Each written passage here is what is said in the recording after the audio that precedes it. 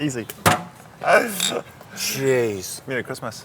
Good everybody, what's up? It is Rhett. This is the first one of these I'm doing. I don't know how... First what? First time I'm testing. Oh, outdoors. We've got outdoors, we've got a wide angle, we've got a little one shot on a 42.5 and a little one shot. So hopefully, when they cut it all up, it should be fine. And it'll be all soft filter, so we look smooth and young. Or what will happen is the video will be so shit that we'll just use the audio and this will be a podcast. That's either way is good. Yeah. Or I fly to San Francisco and we do another one. That would also work. How are you doing, bro? Would be awesome, actually. Sausalito. That's a good spot. I'll be there tomorrow. My friends live there. They just moved there. This feels quite weird because it's like we're being filmed, but we're just having a beer. So I'm trying to figure out, like, if you know when you're in a studio, you can feel it's like, oh, it's a studio, whatever. This is like, I think if you just like, Just chill out. have a beer. Have a beer. All right. Maybe a gin after this. I do like my gin. Just quietly. All right. Right. Bruce. What are we talking about, mate? So you'll put what I do on the old typey thing, if that's interesting to Would people. you like that? Well, What would you like on the typey thing? It's interesting, isn't it? Because my title was Chief Transformation Officer, but then that becomes an acronym of CTO, which is Chief Technology Officer. Like Chief Culture Officer to Chief Commercial. Yeah, but it's not really what I do. Or creative. Even though digital is a major component of what I do. What is transformation now? Yeah. Well, I mean, bro, you know our journey. I'm at Yellow, and Yellow Pages, as people would call it. The book. The book that I saw you used a couple up there to hold your screens up, which is awesome. No, I didn't. Which is That is not. If I knew you were coming in and I put the books there, that would be No, bad. But I feel the dig. I feel the dig. It's okay. I have It's in 100% love. publicly given the Mate, old Yellow many shit because of the You have. exact And that's thing. fine, man. I mean, I think one of my things I saw you do was you in San Francisco. That's you held up right. a letterbox flyer. That's flyer right. For, and look, and you know what? To be honest with you, I get it. I get it. But I would challenge you that you're thinking like an Aucklander.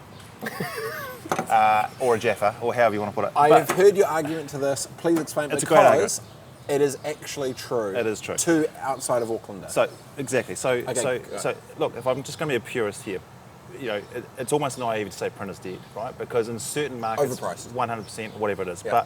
But if you're thinking like a real New Zealander, and believe it or not, New Zealand does go beyond the Bombay Hills. I'm a Wellingtonian, mate. I'm it's a outside Hurricane of supporter. Ponsonby. It's outside of Ponsonby. If you live in Taranaki or a smaller community, whatever, it's still a relevant medium. And if I'm going to be a true marketer and I'm going to walk into, say, Jim's Tyres in Taranaki and give him a marketing solution, I would shortchange him if I said print wasn't an option in that particular market. I would agree. Right? And I'm not saying don't get into digital. I think a digital play is absolutely imperative, right? However, to be a true marketer, if I want to see his business grow and do well, that would have to be part of the marketing mix. I always say it's the 3 E's of where's the eyeball, what are you educating them on, and then what are the execution against. What's going to make the phone ring? And the eyeball, and this is why even sometimes I've actually gone to the counter argument to this point. Let's say if I'm selling commercial real estate that is a building with $10 to $20 million. Yeah. The owner of that is probably 50 plus. Yeah. That is not on Snapchat. No. So No. I don't think you're going to sell a $20 million building even through a Facebook ad. No. You might build awareness for it. I'm imagining if I'm 60 plus and if I own one $10 to $20 million building, I probably own a couple. Yes. And my formula would be like, I have a system where I will probably sit down on a Saturday, with my cup of tea. Yeah. That is my system, and then I'll open the Herald or the whatever, Correct. and Yeah. the eyeball is there. So my argument is actually. So you're going for right-hand bottom page, mate. That's get the eyeball down there. Is it? Well, because that's where they turn. Well, according to print, your eye naturally goes. Ah, well, I was actually thinking you might have a better conversion rate by doing a private whiskey tasting at Taraiti. Yes. With helicoptered in from wherever you live, and then free Ubers home. I think for a $20 million building, that might be the play. But the thing is, that what you miss is that beautiful 60-year-old guy, well, let's be honest, I'm not far from, is probably enjoyed the whole trip of getting in his car and driving down to the local dairy and even buying the paper. There's a flow. So, you know, I can categorically prove to you that we have thousands of businesses who absolutely crank through print. However... Do they live in Auckland? No. Yeah. Not a lot of them. Some do. Don't get me wrong. We have some. You know, there's some business like. It's a different market for a different area. Yeah. But the reality is that, and according to Nielsen, even if you half the figure, we still get 9 million lookups, physical lookups in the book per month, and we know that because we can track the numbers, we can track the calls, we do call tracking, so it still is relevant. Is it declining? 100%. The print world is declining. Tex was saying that with Chief Content Officer at Sky was saying that with Linear, same thing. Yeah, 100%. But there's still money to be made if we're at the right place. And I guess my public enemy number one is trading on a small business's naivety. Yep. So the small business's naivety would be you walk in and say, hey, Jim's Tyre Shop, you need to be online. You need to have a website. And that's going to cost you... You need the SEO plan. Yeah, and that's going to cost you $3,500 to build a website. And they build them a glorified brochure online. And I'm kind of going, well, actually, no, that's not the right way to do it. It could be simple, like, actually, you just need a landing page. You need a content page, or you need something really, really simple. Just get up there, and then let's optimize it to drive. And at the end of the day, what do you need? I need to be able to book online. I need to be able to manage my leads. I need to tell people my story and keep it really, really simple. And that's what we're doing at Yellow. We're saying, how do we take the basic marketing piece that you need, which used to be print, and make it in a digital way that's really cost effective, really, really easy for you to manage and yourself, that's got no frickin' jargon in it, and helps you transition into a more modern way of thinking, or even just open up a bigger market. Do you feel that there is a split? I'm passionate about this. No, it's good. Yellow Pages, man. It's good. No, because I would... But you know what I'm saying? No, totally. Do you think that there is a disconnect between the way marketers are trying to market to those... There's almost like two worlds of marketing in New Zealand. Right. It's urban, rural. Yep. Yellow clearly isn't really a thing for the book. There's obviously other products and services, right? Yeah. But the book may not work here, but it works there. Yeah. SEO will work here, there. There's ages, all the Correct. rest of it. So I think maybe you are right in the fact that the approach regionally needs to be not only different, but maybe you don't need to, and I've said it, like certain things digital should not be the way. Well, I think a good marketer puts the customer first, right? Yeah. So regardless. And exactly. And you've done this, bro, and I've done this. You've sat in many rooms with marketing teams, and they go, the customer needs this to be green, and blah blah blah, and no one's actually gone out and said, mate, what do you drink? I don't even drink beer. Oh, okay. Well, let's have a different conversation. So really, a true marketer shouldn't be us coming out and telling the customer that print is dead. It should be coming out and going, for us to help you grow as your business, if I'm truly going to help you en masse, which is what Yellow does, what are the tools, what keeps you up at night, man? And a customer will say to you, time. A customer will say to you, I want my diary filled next week so I can go away and have a good weekend. I want repeat business. What's the actual driver? Give you a classic example, right? So you take and this is from a real customer, right? We said, we can give you a booking agent, mate, booking engine. And he goes, but I like writing in my diary. He likes the fact that he's got a diary, and you come in and he turns to, we can fit you in on Wednesday at 2 o'clock. And that's how he likes it. He likes it. That's his system. So I'm jamming this booking engine down his throat, and actually I'd be better to provide him some pens with yellow on it. Square peg, round hole. So the first thing has to start with the customer. So as we listen to our customer, the relevancy of print, and I don't want to spend all day talking about print, but the relevancy of print is still applicable to certain markets in New Zealand, and you have to honour and respect that. And allow it to die in its own natural way. That stream. So speaking Correct. of the dying stream of the book, yeah. How have you navigated, because I was obviously aware of the different products and services you're now starting to do, and I've actually talked about with Tex the other day, it's like after you have a captive audience, you have a database of customers that you potentially can sell more additional products and services Correct. to in different streams. Yeah. How has Yellow transformed its offering for Yeah. when you already have an existing database for new digital and products and services that So exist? case in point, we're one of Google's biggest resellers in New Zealand. Which is I only had found out when you told me. Search engine marketing. Now that's a major plus. But this is what will really light your candle is we've been doing it for 10 years, and I've got all that data. So imagine what my predictive modelling is like when it comes to search engine marketing online. Huh. Now, we don't talk about it enough, you know. So You should. And I'm the head of marketing, so, well, not head of marketing, I've got a great head of marketing called Chantel, but that's in my shop. Yeah. And you kind of go, actually, we're still missing the boat on this and actually re-educating people how great we are. So, yeah. So what products are you offering? I'm Jim's Tyre Shop in Auckland. Yeah. Well, if I was going to be fair to you, I would say that we boiled the ocean too much. We tried to offer everything and not do it well. Got it. Like we tried to become a website builder, and we were not great at it. But you take a listing or an online profile. That's what we're fantastic at. You put that under the Yellow brand, which is still really powerful. We SEO the crap out of Yellow, so we can help those verticals rise within Google. So you use Google for what it is great at. Yeah. Don't try and become Google, which is what we initially tried to do. And then, so really, at the end of the day, I asked a question to a small business, mate, what does it look like to get online? And he might go, well, I need For their business. For their business. And they might go, I need a website. Actually, you don't. You just need a profile. You just need to be actually online, present. Would you say like location and geotagging is more important than 100%. pages? Because that's already synced with maps anyway for that product, that service. And then how do you optimize it? So the way I look at it is this, and you've heard me say this, my little rhetoric, but if you take the print medium, getting online was getting in the book. Yes. The language has changed, right? If you wanted to do search engine marketing, which is our buzzwords, but if you just wanted to market yourself, or actually I'd say to a small business, just get yourself out there, then I would say, mate, if you put an ad on the bottom right-hand corner, that's probably the best place for you to have an ad. Yeah. You might go from a listing to an ad, right? So that's SEM. If you want to SEO yourself, or meta tag is what we would say, you'd call yourself AAA plumbing. So you come up first in the book. In the modern environment, you start to think about how you start to optimize your pages, etc. And then what does it look like to build content and stuff like that. So really what we're doing, and it's ours to lose at Yellow, if we're talking about Yellow, what we're trying to do is go, hey, you've known us for 40, 50 years. We're a safe brand. Trusted, and we go through the roof on trust, by the way.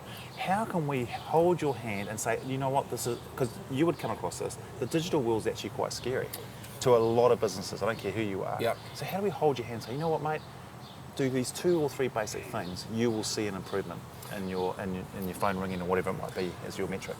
So 2 insights I thought about was exactly that point. Mitre 10. And I'm only half a beer in. It's going to get great. I think we're going to finish a 3-beer hour, to be fair.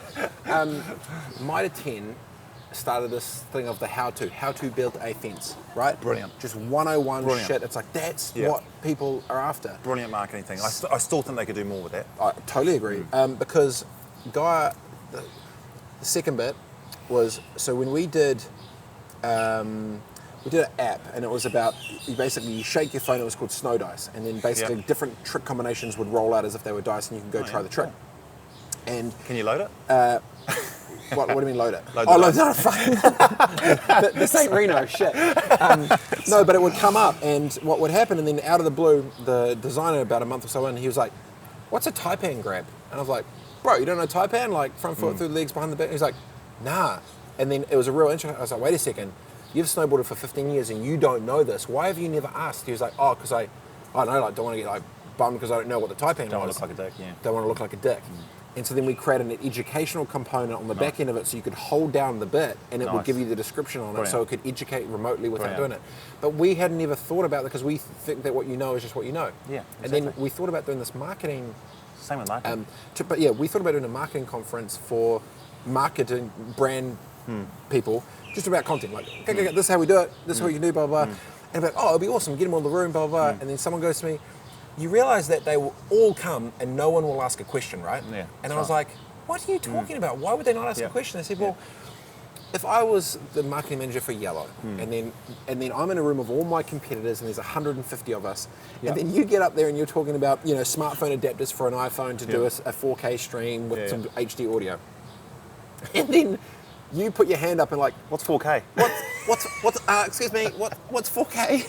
They're gonna be like, what the fuck? The yellow guy doesn't even know what 4K is. No. And so he was totally right, because I was so naive to realizing that the second someone holds a title, there's an instant internal expectation of what they feel they should know, and a real disconnect and threat from all 100%. those.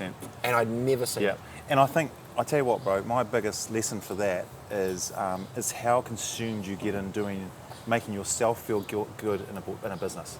So you build systems and processes and technology stacks and marketing campaigns to make yourself feel great. Got it. Well, it's about the customer. And every time I speak, I go, have we forgotten the number one rule? No customer, no job. Ooh, I've never heard that. Yeah, you haven't got a customer, you haven't got a job. You haven't got a customer, you haven't got a business. So You are, I was going to say the F word, but you know what I'm trying to Yeah. say. I spoke at an IT conference. stuffed. You are stuffed. I spoke at an IT conference, and they had a question and answer. So I'm a tech guy, but I'm not like a chief technical officer or ICT. HTML, can't find no, Drupal. No, I'm a visionary. But I stop at this ICT conference, and the guy goes, yes, I just want to ask a question about the ecosystems of the left thyroid, which he's going on and on and on, and I'm looking at him stunned, going, was there a question there? Was he just flexing? And so he flexed again and more, and I said, bro, you're the problem. I don't know what the frick you're talking about. So how the heck is the customer going to know what you're talking about? Nice. Big corporate. And we had the same problem at Yellow. We built internally, and we made ourselves feel great. And no one actually said, what does the customer actually want? So last year, I took over technology. I took over all the marketing. I was CMO, and I took over all the sales. I think my CEO's slightly bonkers to give it all to me, but that's all right. But you're a visionary, it's fine. Yeah, and he's great. You have the engine behind it. And he just said... I met him with you, I think. Yeah, Darren. Yeah, he's Darren. great. And he's a marketer too, so he gets it. And then we've got this other great person, Tracy, who's... she's gone from... Well, she came initially to do people and culture, but she loves customers. So she's Chief Customer Officer, Chief Transformation, and we've got a commercial person called Mandy. And the 3 and 4 of us with Darren we're like use the pun, ecosystem, but we're constantly thinking about, if we don't get it, the customer won't get it. Yep.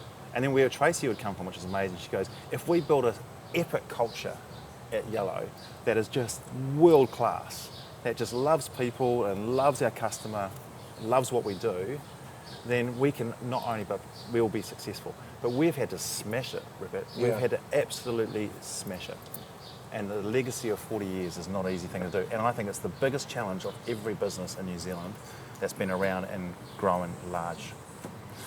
Sky is the example. Bro, we're on another topic now. So, No, it's good. But you know what I'm saying? But to your exact point about customer, I got invited to... Sky's the example. You called them out. I can't believe it. I don't care. I know you It's don't. true. Yeah. By the way, But these they even sponsored Heinekens are amazing. Thanks, Heineken. We have technically... I have not even paid for this. You have paid full retail from Pim and Daniel in there. But this is great. I have a feeling that soon people will be offering us beer. I hope so. Well, if we're paying full retail, eventually someone's going to be like, you know what, you should actually Well, I haven't have a beer. actually paid for it, and they didn't ask for my card, so we could It's 'cause potentially do a run. It's because they knew they know where we're at. Oh, thank you. I was a mentor at a hackfest for a well-known business. A hackfest. A hackfest. Okay, I'm going to be the dumb CMO. What's a hackfest? Well, let's put $1 million in the pot, and you guys just come up with some great ideas, and let's try and transform the company. It's going to be awesome. Okay, love it. So, turn up, first issue, 9 out of the 10 out of the 11 mentors were middle-aged white dudes. Mm-hmm. That's me. Yep. So, first thing in there was not... Actually, how old are you now? 34. You're kind of middle-aged. I'm almost there. Yeah, I reckon 35 to 40 is middle-aged. I'm about to hit washed up. No, because I know I was in the... I've hit it washed up twice. I was in the gym a long time ago when I was 40, and the guy goes, just be careful, mate, you're middle-aged. And I was like, screw you. And then I thought, 40, 80, shit, it is kind of middle-aged. Jeez. That's the way to think about it. I'm getting close. Anyway, so, keep going. okay, let's maybe say Hackfest. late 40s Hackfest. So late 40s, I will no longer deem middle-age. Okay. Late 40s. And so at first I was like... Just remembering that I'm 51, so just be careful, sunshine. No, I'm watching you. I'll get to the point. The point then went is they had all... So my point was it was more... There was 0 females in attendance out of any of the mentors. Problem 1. Big issue. Yep. Totally off it. 100% problem. Then they spent all this time in these workshops coming up with all these problems that the business had. And, okay, this is what we're going to do. We're going to have a procurement, we're going to do it, blah, blah, blah. And literally, I just let them all go for it. And then I got up and I said, guys, quick question. You've just done nothing but like talk about your problems that you have in the business. Not a single person here has A, talked to a customer, or B, thought about what the customer's problem actually is. You are using your own business's money to try and make your life better instead of 100%. asking about the customer. 100%. And it was just kind of like crickets. 100%. But it was like, stop, zoom out. I think your word is right. No customer, no business. Yeah, and we're challenged by Did you it. make that up? It's pretty good. Let's call it that, eh? Okay, I quite like it. I have used it when I've spoken, so I think I could probably IP it. Let's go for it. I am going to scull this and go get us another one. All right. And what we'll do is in the episode, it will be visual, and then it'll be like stop, and then I'll be like yo, And suddenly, and then it'll fast forward just remotely. I used to own with a friend part of a production company, so continuity is real key here, right? I'm trying to, or if we keep it, what I'm thinking I'll do is I'll keep this one, and then I'll quickly fast forward. Yeah, And we I'll could come do it. back. That's it. Ready? Or I can 3. Or actually, We could just. Daniel's here. If we can try this. Do you know one. Daniel? Yes. Oh, Daniel. Don't want to He's in whistle. the That's zone. rude. Daniel's in the zone. No, I think he's in the zone. We'll get there. For the podcast and the audio, if But- you're but- listening to it, yeah. you won't understand, but basically we're trying to wave over a bartender about 20 metres from us. Here he is. He's looking. Oh, he's looking. almost- Yes. Yeah, my man. International That sign works. language for beers too. Two. So we're there. Okay, so we don't need to do the fast So that's the yellow continuation. thing, right? Yes. So yeah. But mate, I guess the question to you and Oh, it's a shit. I question- thought I was asking you. Yeah, but this is a question for us. Okay. Us. How many times when you go and speak at a conference, I'm sure I piss people off when I speak at conferences, but I kind of go, well, I remember speaking to a prominent person in a bank in New Zealand, and we were talking about digital transformation, and he We'll call him Bob. Call him Bob. And Bob said, oh, no, we're going to be fine. We're good. We know what's coming. We're coming. We're great. And I'm like, bro, you have got no freaking idea what digital disruption looks like in the banking sector. I mean, When it hits. yeah, I mean, the good thing about Yellow is we've been smashed, man. We were a $2.4 billion business in 2008. What? That's what we got sold for. What, in New Zealand? Yeah. It was sold to the Canadian Pensioners Teachers Fund and for Teresa Gutley, man. Holy shit. And now we are a $65 million business. That's 10 years. Wow. Okay? I didn't realise it was that gnarly. So 10 years, man. 2.4 billion to 65 mil. So 10 years. All right? So you kind of go, mate, it's not when. It's going to happen. So you take, I mean, Jeez. and one of the things I said to another person who wasn't Bob, but it was a person from ASB. I don't know if you, you're 34A. Here comes our beers, I by the know. way. He's coming here. Thanks, Daniel. brother. No worries. My man. You're welcome. Good. Thanks, man. Thank you. Thank you. You'll get in the shot. You'll be Yeah, like, here's yeah. Daniel. Yeah. Yeah.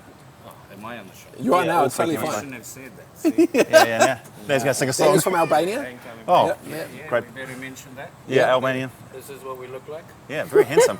Very handsome. Well, I don't know. Yeah. I'm Yeah. going to say. Thanks, bro. So I spoke to one of the in the mid-90s, I think. ASB came out with a concept called Bank Direct. Do you know that? That I was living in Fiji at the time. No, I don't know. Okay. Freaking awesome, man. I switched like that. What was it? Online banking. What? Yeah. We're the first. I don't know if they were the first, but It was a thing. then what happened? Yep. Fast forward now to ASB. No offense. Kind of going, guys, you were innovators and change merchants, and then suddenly it's all got lost in I don't know what. But you kind of go. I think a big business in New Zealand. You sort of think about small businesses going, what we're trying to provide for them. But you think about big businesses going, you actually need to get your head out of the sand and realise it is going to happen. So It's a matter of when. stop looking internally. How are you going to start looking externally? You know. And the thing is, they won't trust guys like you with it. Shit, no. I wouldn't. I don't trust me. I would. But you know what I'm saying? No, I The disruptors of this world to actually challenge the thinking. yeah. Well, I'm homies with all the banks actually. I Yeah, well, know people everywhere. What surprised me about, say, banking in particular is 2 years ago at CES when the crypto thing was popping. Yes, yep. With the Bitcoin stuff. Yep. Can you explain that to me one day too? I can tell you this. I have never, it was like a movie where these geeky looking hoverboard geeks in their early 20s were rolling around flexing with the biggest swinging dicks like they flipping own the casinos, and they were genuinely making paper money. Yeah. But it was out of control. Yeah. To the point where, and then so funny, 12 months later, not crickets, but it was nowhere near, they just like vanished. Yeah. I got interest. I don't know if Almost like a sort of modern day Ponzi scheme. Well, no. I'll tell you a story that Yeah, go for it. I was in LA. Not that this is my interview, but you go for it. This is a story, and it's a story that is so weird that it makes sense. Okay. And I don't know if it's true or not, but I feel like it's a great time to talk about it. So, cryptocurrency. Bitcoin had the crazy blow up to, I think it was almost $20,000 a Bitcoin or whatever, and then the whole market tanked and everything went out. Remember, like when it hit like crazy. I was in LA at a cryptocurrency conference, as you do, on a when you're in my world. So CCC It was a thing, or C3, and it was just all these like crypto guys. Go out for a few drinks. This one guy, hyper science, some brain. What's a nuclear? Is it not? What's a nuclear physicist? What's like the gnarliest brain? Wow. Neurosurgeon or something like that. Some type of physicist from MIT. Just someone really bright. Someone ridiculously smart. He gets super lippy, and I'm always just like asking questions, right? So I was like, "Oh, like, what's it? This is so crazy. Tell me about the thing." He's like, "You know what crashed, right? It was the power move from the banks that." Because it wasn't regulated, they couldn't make money off the thing, and all the investors were taking their money out of the traditional markets and putting it into crypto, but they weren't clipping the ticket. Right. And so what they did is they engineered it, Mm. bought all the shit, drove the price down, and I was like, how can you prove that? This is the gnarliest thing that banks would collude collectively to destroy the crypto market. And he said, oh, the second it gets regulated, they will come back in and then they'll clip the ticket and go. And I said, but how can you prove that? He said, well... And he said very simply, you know you're live, eh, buddy? Just want to make sure. I want to say, I don't want to get shot here, okay? I don't know if it's true because they are the mafia of the banks. This is what a drunk MIT physicist guy told me. Who we'll call Sean. Sean. Yeah. Sean then says, as his office rocker in LA to me, Friend of Bob's. Everything in crypto is done on the blockchain. You can track the transactions, right? It's like fine. Full end to end. Yep. But when all the money went out of the ecosystem, it got transaction going out. Those transactions haven't come back in yet. Because usually when you buy and sell stock, you come back into the market so you can track it. So literally someone bought all the stock and is holding on to the stock without putting it back into the market. Right. Which means... It's a little bit like diamond trade, isn't it? Holding diamonds back and then releasing it when they... Yeah. So what his prediction was, he said it was a hustle from the bank so they could regulate it and then clip the ticket so they wouldn't lose. And then when all the fear came through with crypto, everyone stayed with their traditional ways of doing it. And look, he was on a rant and I just thought it was a very, very interesting thing. I'm not saying it's right or wrong, and please, whoever's looking, I don't know what the crypto does. Does he believe, because it's an interesting question, what is his view on did man make it to the moon or not? He says no. Yeah, I didn't say I talked to him about that, but the brain, he's like, he would say no. It is interesting though, isn't it? I think, digital, I mean, this is something you're in and you like to comment on a lot, which I agree, is kind of like, we've almost made digital disruption, and even the word transformation, the word agile, and they're all great words, and I believe in the methodology behind a lot of it, but it's almost become this superpower, this sort of scary sort of... esoteric-y, biggie. Yeah. I mean, so today, like we're shooting here with 3 cameras, right? Now, if you go back, and I had a very short stint in owning a production company in New Zealand, but you go back, I don't know, let's say 15 years, anyone who shot film basically held the dark arts. Ooh. Because they knew, the technology wasn't where it is today, right? Totally. So we're talking like Canon XL1. Yeah, so you had to go to a production company. You had to pay squillions of dollars, and they would shoot it, and no one knew the cameras and how it all worked, and the post and the pre, and these days any kid with a iPhone can shoot. You got beautiful. 4K 60 frames out of a flipping. Is this 4K? Just so we're on the 4K. The new ones are 4K 60 frames. In No, saying that though, I takes also beautiful photos. I have tested the Samsung Note 10 Plus 2 is actually pretty good. Yeah, 2 of the 3 cameras were better in the Samsung than the Apple. But the wide angle on the Apple was still better. Yeah, okay, good to know. So the thing is that, and I feel like the digital transformation is that sort of space at the moment. It's kind of like a lot of people talk it. A lot of people talk a big game around it. Probably even myself. But we're still trying to figure it out. Yeah. And I think we're still overcomplicated it, right? And I think we overthink it. And so if you think about it from a provider to another ecosystem, so as we provide a product or service to small businesses, it's our job to go, actually, how do we simplify this and actually take the fright out of it? Yeah. And same with digital transformation. It's kind of like, to me, I think we over-talk and overcomplicate rather than sitting down and going, actually, whether we're a bank or whatever, and go, okay, customer, Bruce Pilbrow's a customer, he's a banking client. How do we make him feel great in a modern environment? You know? Going into a bank to activate my credit card doesn't make me feel great. Yeah. So how do we fix that problem?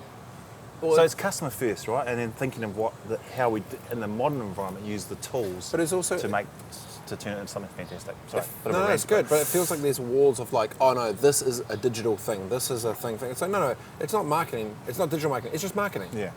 Well, you've heard the debate offline versus online, and it just goes on and on and on. Oh, we can't do that because that's an offline service. But I mean, they might be irrelevant questions, but I still think it comes back to, if we want Bruce Pilbrow to be a loyal customer of a bank, what are the 2 or 3 pain points for him, Yeah. and how are we going to solve that? So when I got a new credit card 6 months ago, and you know, I wanted to activate, they said, well, you need to come into the bank to do that. Well, I'm busy. What do you mean I need to come into the bank? Yeah, you've inconvenienced me. And it took me an hour and a half. And I watched a lady and she was fantastic, by the way. And it was, you know, I don't know what she was typing. I think she was doing a blog. But she was typing away, man. Like, typing away. This guy is here with glasses. The glasses are black. Little Yeah. bit of speckle brown. Yeah. And typing away, boom, boom, boom, boom. And then, hey, presto, my card was activated. So, That's whack. yeah, and we're checking mine too, are we? I'm just, kind of. I Little mean, bit of it's the paranoia first time there. I'm trying. Nah, it's fine. Mine's green. Yeah, it's mine's green. It's fine. Green's all good. So, Anyway, what has been the biggest disconnect, the biggest missed opportunity in New Zealand marketing in the last 10 years? phew, that's a big question. Missed opportunity. For not As a just product a or few, service, but or- as in the masses, what has been one thing which so many Kiwi companies could have done way earlier that would have had them way more upside to Oh, man, business that's a- growth? Phew, that's a big question. I hope you've got an answer to that. I don't. Oh, good. If I had one, maybe it was to jump on free organic when it was free. Cheers, yeah, good. I think if I looked at it in a real practical sense would be, and I've done this myself, by the way. I've done this a lot, so self-confession, vulnerability here. Trolling. I'll go, we'll make this look digitally fantastic, but behind the scenes we'll be smoke and mirrors and duct tape trying to hang on to this. MacGyver shit. Hashtag Air New Zealand. So, love you guys though. But like digitally, it looks fantastic. But really, when you scratch a little bit and get into there, it's actually a nightmare, and the user experience is a nightmare, right? So you on certain things, and so that's not just about Air New Zealand. It's about Yellow. It's about everybody. So I kind of go. I have a great mentor in my life, a guy called Andrew Stone, Rocky, who's ex-Saatchi's. You might even know him, but anyway, I don't know what I think he's fishing now, full time. But basically, he used to say to me, "What is the one thing you can land and get absolutely beautiful before you even release it?" I think we've missed that. I think we've tried to do 20 things or 30 things, and actually, when it comes to if you could land that beautifully, what would that look like? Polish the jewel. Yeah, and I think when we've fallen into the same trap. You're trying to polish the front end. Look at us, we're a digital company. We're hip and happening. We're great. And oh, great, that's fantastic. I'll buy a website of you. Great. And 6 months later, we'll deliver it with the worst experience you've ever had in your life. Do you see what I'm saying? Yeah. It's that follow through. Yeah. Yeah. It's that true, as they say, value chain or end to end or whatever it might be. But it's that. Yeah. And I think So do it once, do it right. Yeah, the expectation of customers will give you a lot more leeway if you know your intent's right. But Correct. if they're buying something because it was seen as something and then they don't get shit out the back, it's just Yeah. going to, if anything, build resentment Yeah. towards. Yeah, and companies. Actually, I've got a second one too. Actually, now you got me going. Yeah. It's kind of like if you're looking for the answers at the board or the ELT, executive leadership team, you'll fail. So build a culture in your business where potentially the most junior person in the business could be the one that takes you to your future destination. So how do you do that?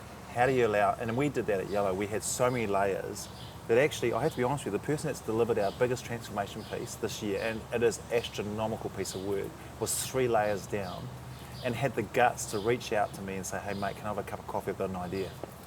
See, that's cool. And because of the freedom I was allowed because of my CEO, the freedom we in the new way of thinking we had in the ELT with both Tracy, Mandy and Darren and myself, we were like, actually, we want to listen to your story.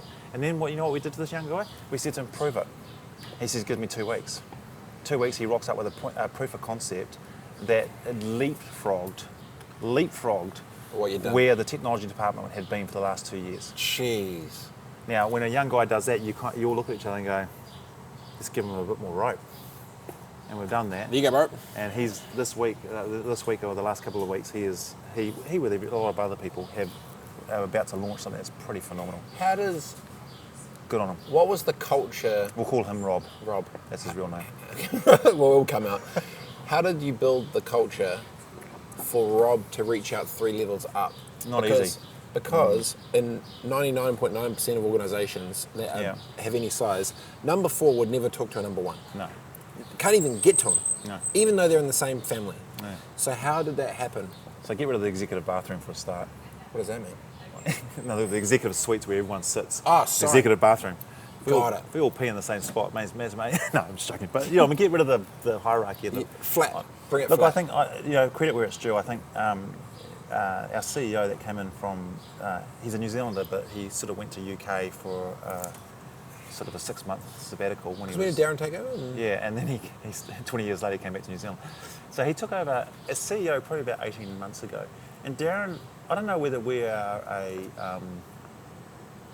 a bit of a test case for him or not, but I think what he's trying to do, which I really admire, is he's trying to go, actually, I think we can do this differently. Nice. And the way I'm going to start doing this is actually I'm going to be, these scooters going past, eh? I'm going to be vulnerable, I'm going to be open, I'm going to be transparent. I think another key catalyst to that is we stole a great person called Tracy Taylor, and you should interview her, she's amazing. Actually, they're both great. And she came in from a very male-centric environment where she wasn't allowed to really test some great thinking around diversity, inclusion, transparency, vulnerability, all that sort of stuff. Yeah. And Darren, and I think myself to a degree, we just went, you know what, you go for it, sis. And she has absolutely come in and So said, that's cool. I mean, we have people talking about violence and mental health and gender diversity, and so we're building a culture where it's safe to be at work and it's a great place to bring the best of who you are. I've learned mega in this space. I've let myself absolutely go in regards to vulnerability and all that sort of space.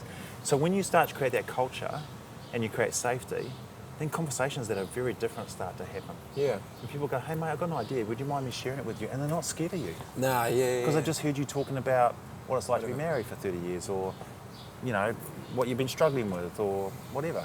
Changes the environment. So take the bullshit out and get down to the real heart of what it's about, which is people, humans. What percentage of companies do you think have a culture in New Zealand right now that a 4 could talk to a 1? What, sorry? A level 4 junior could talk to a 1 executive CEO? I would have to be horrible to say I think it would be alarmingly low. If you look at the makeup of our executive teams in New Zealand, if you look at the makeup of our boards, very male-centric, very white middle class, and there's an old fishing saying, the fish rots at the head, right? The body, the fish rots at the head and down the bottom. So you kind of go, actually, where is the systemic change happening from the top down, where boards are actually going to be open and vulnerable? So I'll give you an example. We came out in the media last year and said our executive team going forward will be 50-50 male-female. Love it. We got given some crap about it. Oh, isn't it best person for the job and blah, blah, blah. Yes, but it means that you might just need to take a little bit longer. Because if you put a job on the line, on the line. Yeah, see what you did there? I'm not a boomer, I'm a Gen X. But you put a job online, you might get 60 men to 4 women. It might just take a little bit longer. And we did that and we waited for our person and she is a frickin' superstar. Love it. So it's actually, I think, whilst the pendulum is unfair this way, we actually have to be overly intentional to start making some calls. And I think we need to be challenging our boards and our senior leadership teams in that space. Let the senior leadership team work with the rest of them. Yeah, and then sit in the lunchroom and have lunch with your people. Yeah. Go and have coffees with people. A very well-known CEO came in and they were seen visually to be quite hard to approach. Right. Unapproachable. Right. Not unapproachable, difficult to approach. Yeah, right. And then so one of the board members obviously was talking to us and blah, blah, and they said to my friend who's on the board, oh yeah, the CEO needs to Soften or what- whatever it might be. Want to call a chat, or like Yeah. sit down with them, have a coffee, Yeah, blah yeah. blah. And so then the CEO goes and booked in time Oh, no. into the calendar of the CEO to then go walk to the cafeteria and say, "Hello, how are you? Hi, what is up?" Have I still got a job? Yeah. Hey, hi. Yeah. And it was just the approach of like sometimes they are not aware that they don't seem as approachable. Yeah, exactly. And they're just humans at the end of the day. I think one of the biggest things we've noticed, so take transformation, one of the hardest things in transformation is taking humans through the journey. And people will say, oh, you set a vision, they'll follow it. Yeah, I agree with that to a degree, but I would also equally say if you set a culture, it becomes a lot more tenable and manageable for people to change. So I've sat in situations where I've had to take a team out or a bunch of people out because we've moved our direction. But over the last 18 months, I've found people go, you know what, mate, I get it. Yeah. I love this place and I see what you guys are trying to do and I actually am a believer and I totally get that my type of skill set is not right for this place. Turning. Yeah. And then we go, okay, then how do we help you succeed? And everyone, we find most people jobs, we help them out. But if you set a culture which is more inclusive, more transparent, more open, then you can actually, you'll find that the organisation, and that's what we find at Yellow, will transform from the ground up rather than the top down. Pretty powerful. I think so. You How are we said- doing time-wise? You doing Good. Because you're flying back to San Fran tonight, aren't you? I literally leave from here in a car. I'll jump on a plane. I fly feel 13 very hours. blessed to be the last memory of New Zealand. Well, I knew that we'd have a beer, and I also, well, for this trip anyway, and then I knew that we'd be able to talk shit. Yeah. You said briefly in there before, married for 30 years. Married for 30 years. Unbelievable. Cheers. I know. She's a great woman. She's a very patient woman. And like, we're talking 30 She's blind years. now. She doesn't realise how ugly I've got. But We're she's, talking 30 years, straight marriage, Yep. no So- Ross and Rachel friends breaks, No. no flipping. No, she's been my one woman, and I've been her one man. Damn. Been together for 32. We're actually at Victoria Park Market now. I was telling you before, I used to come and visit her down here. And she was working in some of the stalls. But yeah, no, it's You might be the youngest person that's been married for 30 years I've ever met. it's unbelievable way. Well, you get married at like 10, like, is this I was kindergarten? 12. I was 12. Kindergarten I'm blood. part Irish. We marry off young. And I got a goat from her family, and I gave her a Guinness a thing of Guinness. No, it's no, so I got married at 20. I was going on 22, so I'm going on 52 now, and so it is quite young. I've never met a 52-year-old that's been married for 30 years. I know, and we were I know 52-year-olds that have been married 3 times. Oh yeah. Well, my wife would say that she has been married to 3 or 4 men, Oh, but in one person. So I get it. guess No. I guess as I've personally gone through life and gone, oh, that's not very good. That's a trait of myself that's not great, and go and get counselling or whatever it might take to get yourself right. And she's done the same, but it's that commitment to grow together and to deal with each other's shit together, but also enjoy each other and be willing to self-aware enough to actually be willing to change for each other. So not change the person of who they are, but change for the good of everything that person can be. is the Yeah. base of it. Yeah.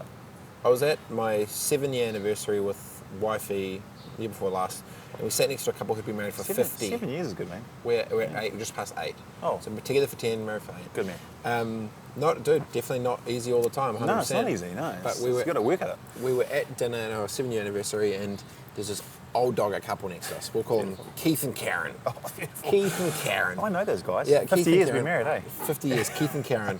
And you could tell they'd been married for 50 years. Like, they were just so in sync. It was just like a thing. And anyway, start yarning, and it comes to us, here's a champagne, happy anniversary. And I said to him, I was like, what's been your, Number like, one. not secret thing, but like, how have you navigated to this point? Because clearly you've gone through everything probably 20 absolutely. times. Yeah.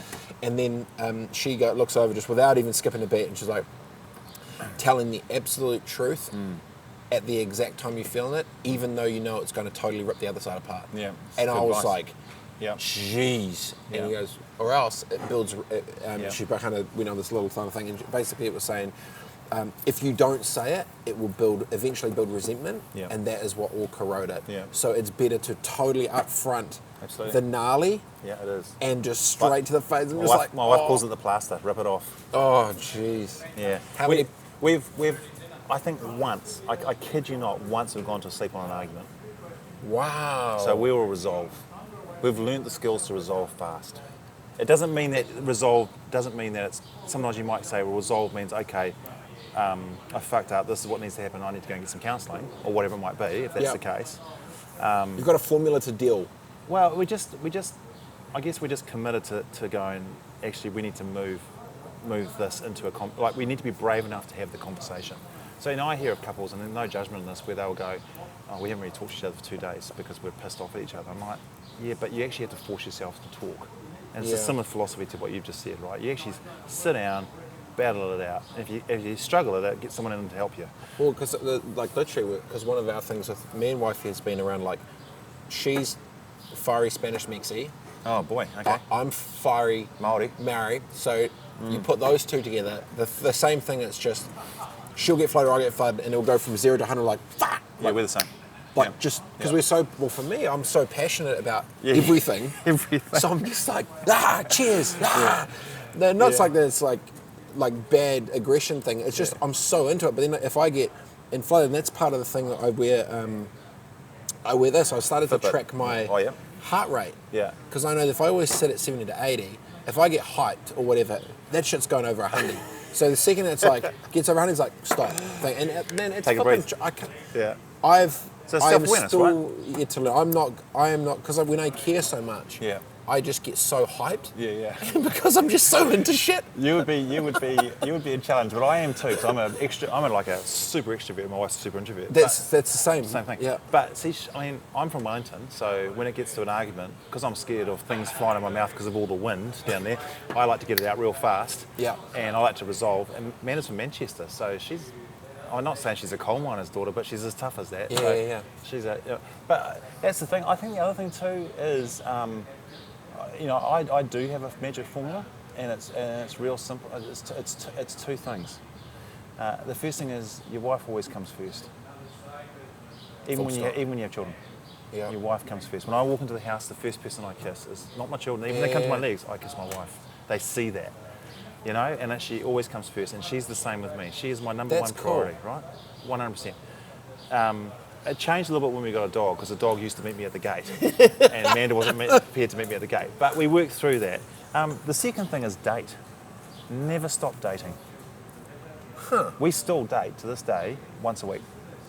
You have a set time? No, but we just make sure it happens. See, when you've got kids, so a date can be... Because this is what we're at. So I've got a 2-year-old, 1-year-old. Yep. But you still carnage. We have not dated. Like you don't need to go out though. This is the thing. Okay, go. A date could be. How do you date without? Date could dating? be. You put the kids down to bed, eventually. Yeah. Maybe even if it's 10 o'clock at night. Yeah. And it might be just a candle and a bottle of wine. And 10 minutes with each other. It might be just 10 minutes, but it's intentional. It's just cool. Going. I am going to carve out 10 minutes, whatever it is. I mean, kids can be chaotic. Don't get me wrong. But we are going to commit once a week or whatever it might be. And again, as soon as you get formulaic, they tend to fail, right? But we're going to commit to having that time. And what I've learned as a guy is I'll go, how are you doing, darling? And I'll just shut up. Not easy for guys like you and me. No, yeah. And don't try and solve it. Just shut up and just let it. Listen. Yeah, it's really important, mate. This was 30 years, so speak from authority. Well, I met at 22, married at 24, together for 10 years. Oh, there you go. Same with me. But you travel a lot too, which makes it challenging too, right? Well, weirdly not with the travel, because we did 2 years long distance. Oh, right. Literally, she was a nurse in San Fran. I was snowboarding in Wanaka for 2 years, and we were fully like locked down, right? Yeah. So we went through that. It's more so like the going through different phases, right? Like I feel I'm in. You talked through 4 different men. Yeah. I feel maybe after 10 years, I feel I'm transitioning mentally or emotionally or whatever from not fifth gear to fourth gear, but kind of like I've got the same way of like I feel like I've gone from proving myself to others' mentality to now providing value to the platform I now have. Yes. Yeah. I feel I'm being comfortable in your skin, knowing who you are as a great guy. Totally. Yeah. You don't need to keep. Yeah. You don't. But it's a new thing, and then now with 2 young kids, it's flipping gnarly. Like I have a lot more empathy for how all the shit issues deal with all that. But then you realise, because you kind of, in some weird way, sometimes you kind of feel a bit jealous. You're like, not that they're the priority over you, but you know, you had your thing, and all of a sudden it's just from. I mean, we don't. I need to. I've been I there, like mate. the idea about the dating. I think that's really cool. Yeah, I've been there. I know what it's like. And so literally we're going through that now, like 2-year-old, 1-year-old, like how to That's reprioritize, bonkers, yeah. and so literally like a couple of weeks ago, took wifey up to Napa. We just tried to reset because it's Yeah. not been easy. Travel, logistics, family, all sorts of and you're drama tired and and you're exhausted, and the kids are the most. Kids can pull out. I don't know how they do it. They know how to push a button. shit. Yeah, and you know, you never feel anger like you felt it with a child. It's a reality. But the thing is, That has been, the greatest gift. I think the greatest gift we've given the world, Amanda and I, is our children. Yeah. And we have been absolutely bloody minded. I mean, I have a faith, so for me it's God, family, everything else. And yellow fits in everything else. Yep. And if it starts to mess with my family, out. I've done it. I've just said no. And Woof, bro. and I know you're wired a similar sort of way. So for me is that if you choose to get and marriages break up and all that stuff, I get all that, and there's certainly no judgment, and there's certainly a lot of good reasons that happens. So and I get that. But if you choose to have children, and put children in this world, then you choose to give everything you can to them, and if that means you've got to work really hard in your marriage for the Yeah. tough times, and if it doesn't work out, you still got to give them the best. Totally. You know, so I don't know. For us, it's worked. You know, God, it hasn't been a bed of roses. Yeah. You know, I'm not an easy guy to live with. I'm sure. She would say probably- that. I'm sure probably say the same for me. But That's interesting. I God, like she's that. made me a great man. Yeah. She really has.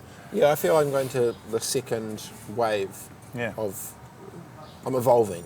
Oh, Right. yeah. But that's the beauty of it, eh? But then she's going from, you know, like girlfriend to wife to mother, and I'm going from, you know, boyfriend to husband to dad. To dad. And then, but to your point around being able to just priority, Yeah.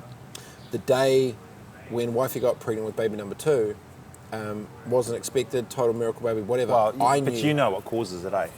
Well, I think it's called sexy time. Yeah. She wanted a back rub. So you can't say you're not expected. I mean, you knew. You no. were there. No, because we'd gone just through. joking. No, I know, but we'd gone through. Because we obviously went through IVF for baby number 1. Oh, I didn't realise that. Yeah, Okay. so we'd gone through. We've been through the same. Tried Yeah. for a couple of years, Yeah, flipping same. gong show, all the apps and all the Yeah. bullshit, and then it just Yeah. became not fun. It was a flipping shit show. Horrible, eh? Yeah. We've It's done just, the same. it's stressful. Oh. Like, it's supposed to be fun. You're like, Well, it becomes mechanical. well, yeah, like I would get a call. Same. I'd be at things like, I gotta do some shit. Come on, I'm like, Did babe. you get the text saying, I'm perfect now? I'm like, No, it's like, what? No, it's like, I'm gone, Rebet. I'm in a meeting. It's like, yeah, right now. Yeah, I'm like, fuck. Race home, take Yeah. everything off, dive in there. Jeez. And So we went through that. And been there, then, done that. Yeah. But then baby number 2, Which is awesome. but we had, what was crazy about ours is, I'd done the deal with Saatchi's, right? I had a contract to roll. I was like, sweet, cool. And I said, well, you know what? Let's just push pause on baby number 2 for Yeah. 3 years. Let's Yeah. just calm the fun. Yeah. It's been pretty intense. We had lots Yeah. of, let's just calm. And then we go baby number 2, and we do our thing. That's on a Friday. The Saturday morning, she wakes up, goes to brush her teeth. And she's like, babe, I think I'm pregnant. And I'm like, no, it's not possible. You can't be pregnant. She's like, no, I think I'm pregnant. I was like, yeah, nah. Yeah. They came in and say, I think I'm pregnant. Go to the thing, find out she's pregnant. And instantly, the second she found out, I was like, shit, we might be going back to the States for baby number 2. And the second we made that call, I was just like, nope. So like, got to the apartment, chucked all the shit in storage, packed up all our bags. We packed 9 bags on a plane, went back so she could have baby 2 at the States. Just like that, like Brilliant. off. So it felt good for me because it validated that my priorities are right. But at the same time, it was quite scary because then all of a sudden it's like, and you know, I'm like here it's different because I land in New Zealand and I'm with all my homies, all my crew, all my work, all my shit, you know. Then I go back to, thanks Daniel, and then I go back to the States and it's like all my crew ain't there, Yeah. all my work ain't there, No. all my clique ain't there. So Yeah. but it's quite good because the way I feel of it, it's like You I can get focus. I'm all in It's awesome, man. with whānau, whatever. And that's Yeah. why when people ask me why I go so hard here, it's like, dude, Yeah. I land off a plane and I go to flipping work. Yeah. Because I do 2 months worth of shit in 3 weeks. Yeah, perfect. So I don't need to Yeah. be away and as and much. that's exactly it, man. That's exactly it. And don't chase things that will never satisfy. I feel that we're going to have more of these because I'm about to miss a plane if I Yeah, don't you're leave. going. Hey, But it's been awesome. look, when I'm back, I want to make these a regular thing. All right, done. It can be like, Let's do gin and scotch next time. I'll I'll drink the gin, you drink the scotch. I'll happily do it. No, but I like the idea of young buck, older buck, experienced buck. Yeah. Just been around the block a few more times than you, man.